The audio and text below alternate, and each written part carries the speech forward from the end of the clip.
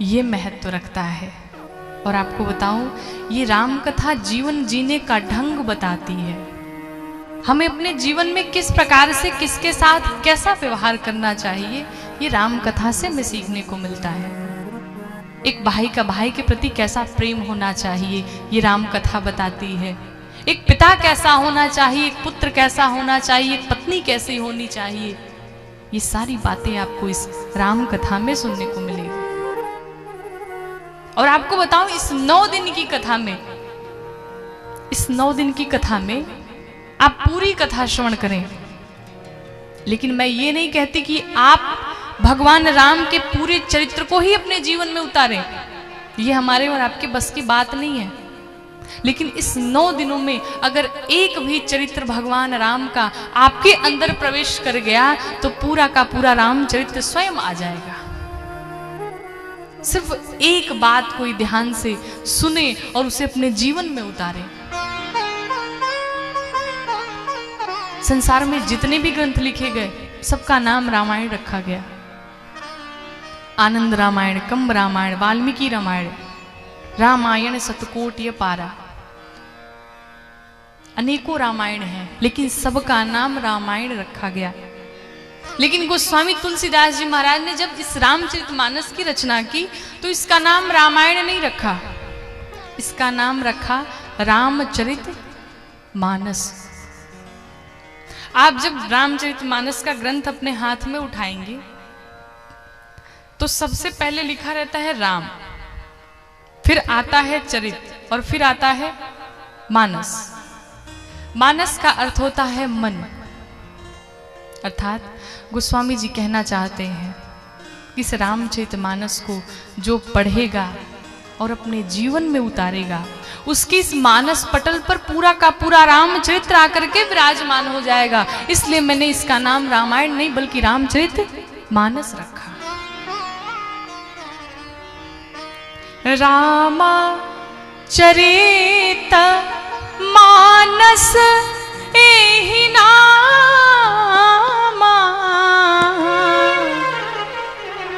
ये रामचरितमानस ऐसा है कि जो भी व्यक्ति, जो भी जीव ध्यान से पढ़ेगा, अपने जीवन में उतारेगा, उसके जीवन में पूरा का पूरा रामचरित्र आकर के बैठ जाएगा। इसीलिए गोस्वामी जी ने इस ग्रंथ का नाम रामचरितमानस रखा। देखिए, मंदिर में जाने का एक नियम होता है। आप मंदिर में जब प्रवेश करते हैं तो उसकी कुछ शर्तें होती हैं कि आप मंदिर में जाएंगे, स्नान करके जाएंगे। शर्त है ना कि आप मंदिर में प्रवेश करेंगे तो स्नान करके ही जाएंगे। लेकिन मानसरोवर में प्रवेश करने का कोई नियम नहीं बनाया गया, कोई शर्त नहीं रखी गई। उसी प्रकार से ये जो रामायण है ये मंदिर है, इसे हम और आप पढ़ नहीं सकते। बिरले कोई होगा जो वाल्मीकि रामायण पढ़ता होगा, या फिर किसी को एक श्लोक याद हो वाल्मीकि रामायण से। लेकिन अगर अभी रामचरितमानस को उठाया जाए, लगभग सबके घर में मिलेंगे। और कोई चौपाई याद हो ना हो, लेकिन एक चौपाई हर बच्चे को याद है। मेरे साथ मिलकर के गाइए कि मंगल भवन अमंगल हारी, मंगल भवन अमंगल हारी, मंगल भवन अमंगल हारी, मंगल भवन अमंगल हारी, मंगल भवन अमंगल हारी, मंगल भवन अमंगल हारी, मंगल भवन अमंगल हारी, मंगल भवन अमंगल हारी, प्रभु सुदशरथ अचिर बिहारी, प्रभु सुदशरथ अजिर बिहारी, प्रभु सुदशरथ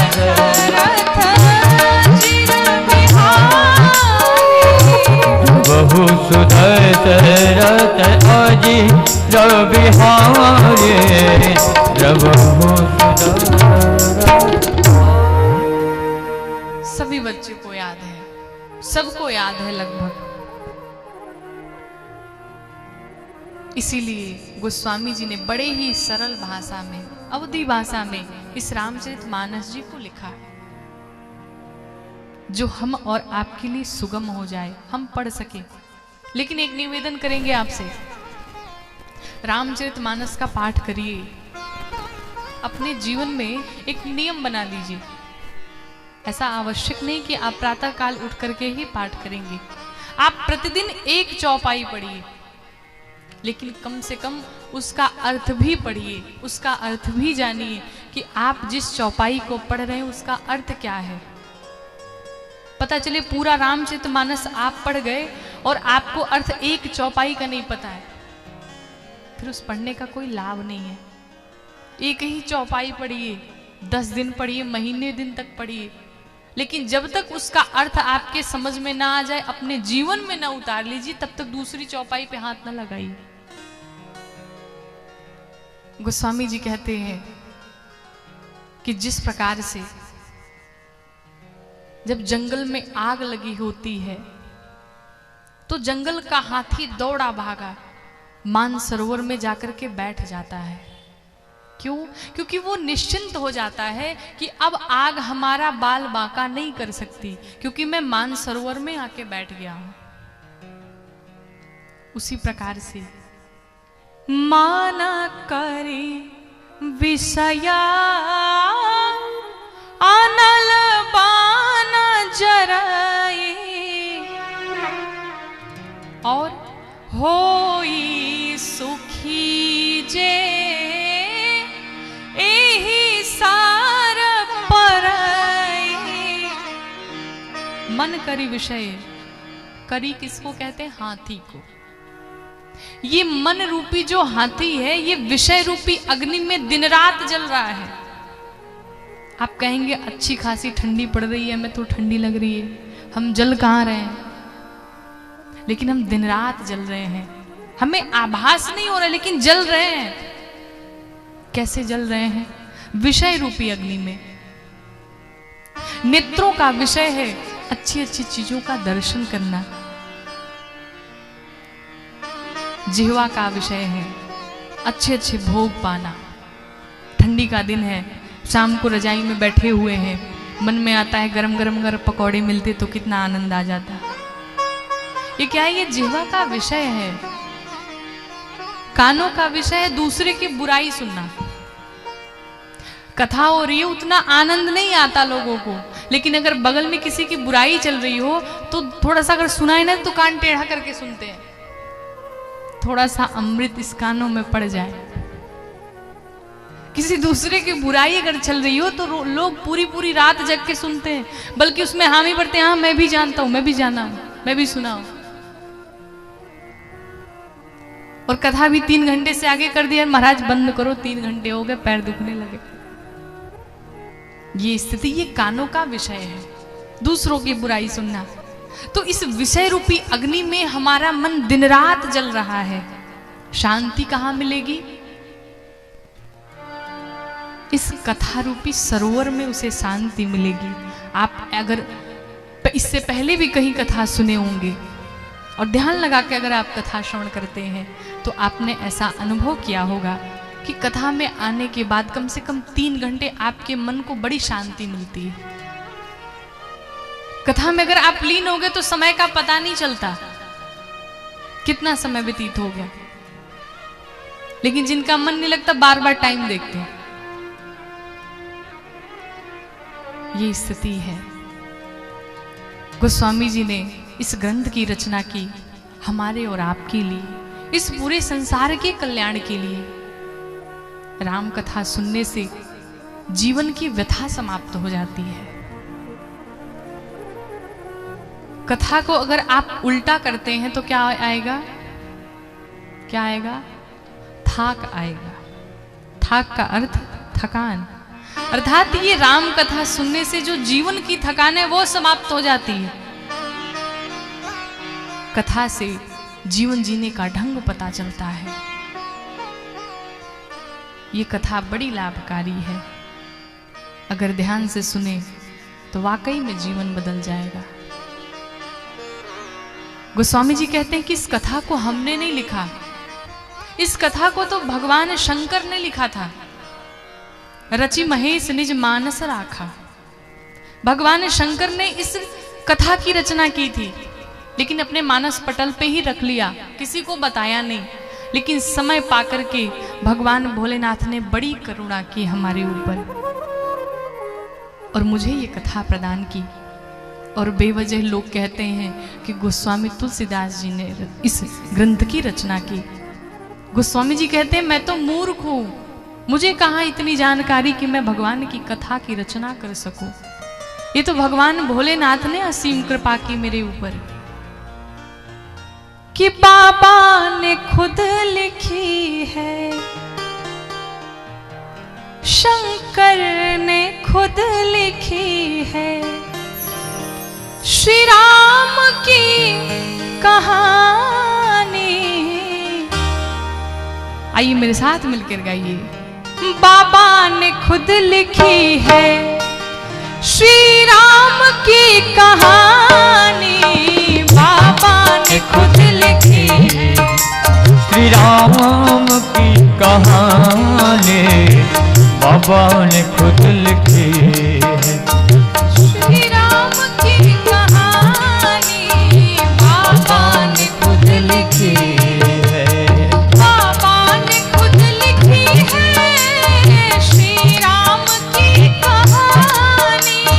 बाबा ने खुद लिखी है श्री राम की कहानी। है चार पात्र इसके, है चार पात्र इसके, वक्ता है चार दानी। है चार पात्र इसके, वक्ता है चार दानी। बाबा ने खुद लिखी।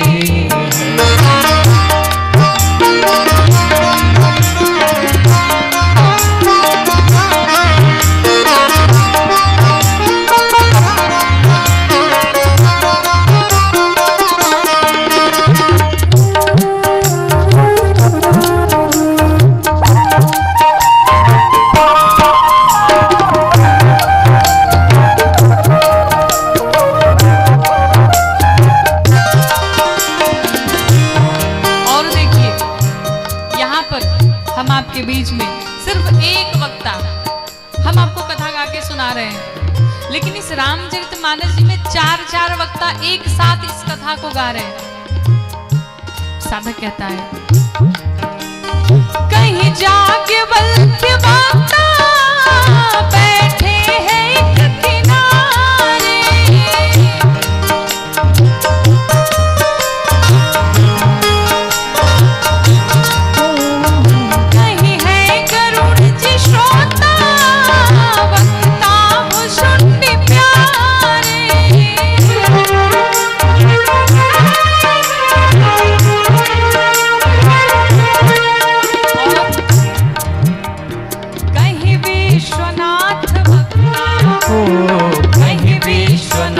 भक्ता श्रोता स्वयं भवानी। कहीं विश्वनाथ भक्ता श्रोता स्वयं भवानी।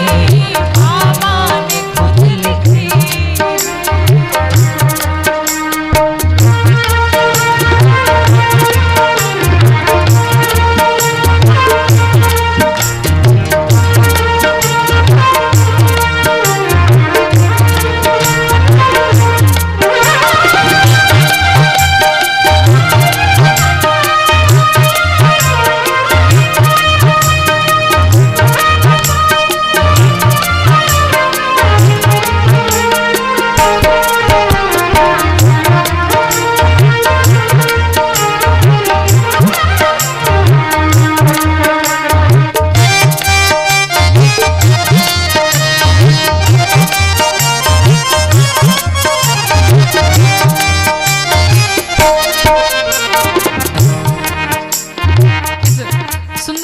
रचना हमारे बाबा तारकेश्वर मिश्र राही जी ने लिखी है।